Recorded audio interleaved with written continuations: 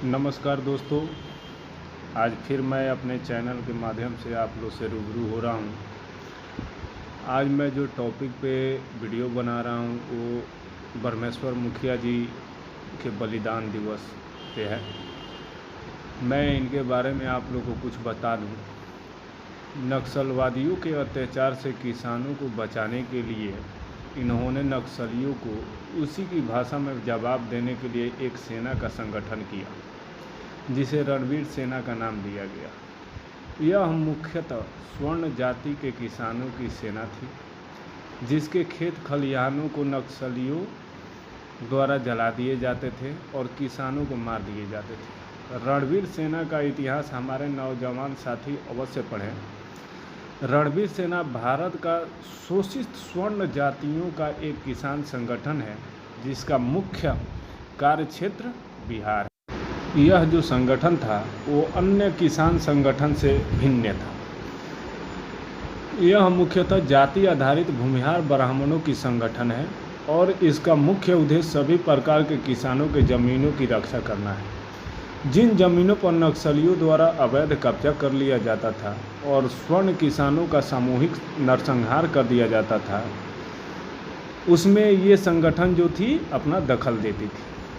रणवीर सेना की स्थापना 1995 में मध्य बिहार के भोजपुर जिले के बिलाउर में हुई थी। दरअसल जिले के किसान भाजपा माले लिबरेशन नाम के नक्सली संगठन के अत्याचार से परेशान थे और किसी विकल्प की तलाश में थे।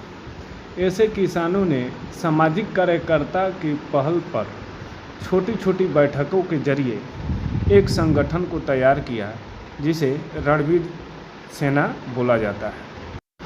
छोटी छोटी बैठकों को करके बिलाउर के मध्य विद्यालय प्रांगण में एक बड़ी किसान रैली कर रणवीर किसान संघ के गठन का ऐलान किया गया। तब खोपरिया के पूर्व मुखिया ब्रह्मेश्वर सिंह, बर्तियार के कांग्रेसी नेता जनार्दन राय, एकवारी के भोला सिंह, तीर्थकौल के प्रोफेसर देवेंद्र सिंह, भटौली के जोगेंद्र सिंह, बेलाउर के वकील चौधरी, धनुआ के कांग्रेसी नेता डॉक्टर कमलकांत शर्मा और खंडौल के मुखिया अवधेश कुमार सिंह ने प्रमुख भूमिका निभाई। इन लोगों ने गांव गांव जाकर किसानों को माले के अत्याचार के खिलाफ उठ खड़े होने के लिए प्रेरित किया। आरंभ में इनके साथ लाइसेंसी हथियार वाले लोग ही जुटे, फिर अवैध हथियार का जाखिरा भी जमा होने लगा। भोजपुर में वैसे किसान आगे थे जो नक्सली की आर्थिक नाकेबंदी झेल रहे थे। जिस समय रणवीर किसान संघ बना उस वक्त भोजपुर के कई गांवों में भाकपा माले लिबरेशन ने मध्य अखौर खार लघु किसानों के खिलाफ आर्थिक नाकाबंदी लगाया था। करीब 5000 एकड़ जमीन पड़ती पड़ी थी। खेती बाड़ी पर रोक लगा दी गई थी और मजदूरों को खेतों में काम करने से जबरन रोक दिया जाता था।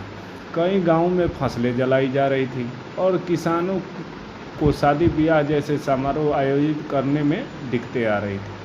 इन परिस्थितियों में किसानों ने एकजुट होकर प्रतिकार करने के लिए माहौल तैयार किया।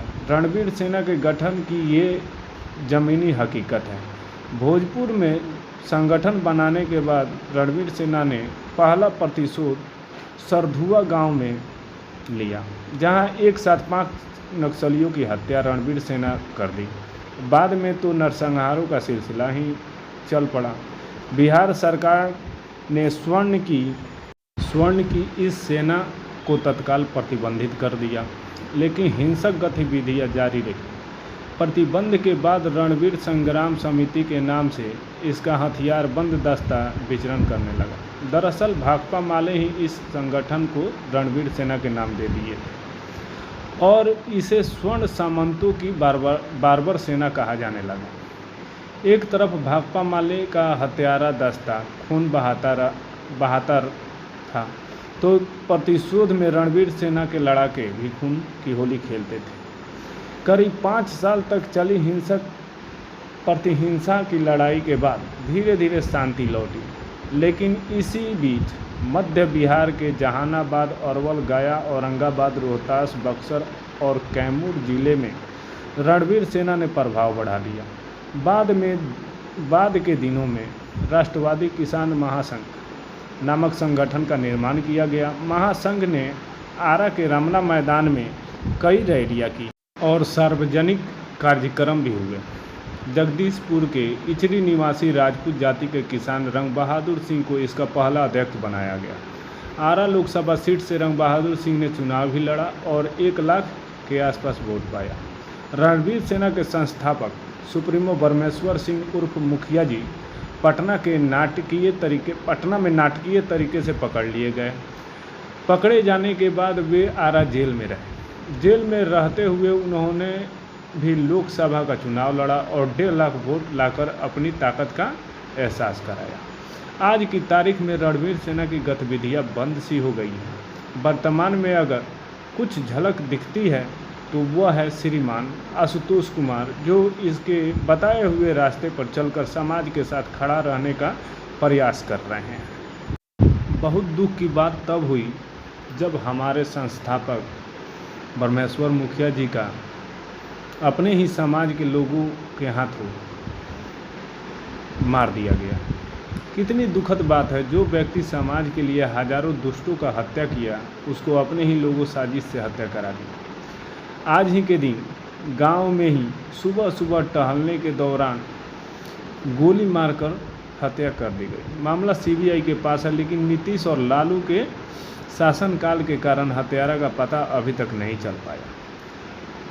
इसलिए बरमेश्वर मुखिया के बलिदान दिवस पे हम सभी से यही आग्रह करते हैं, रिक्वेस्ट करते हैं कि बरमेश्वर मुखिया अमर हैं, अमर रहेंगे और उन्होंने जो भी काम किया वो बहुत ही अच्छा काम किया और मैं उनको दिल से धन्यवाद बोलना चाहता हूँ। जय हिंद, जय भारत, जय जवान, जय किसान।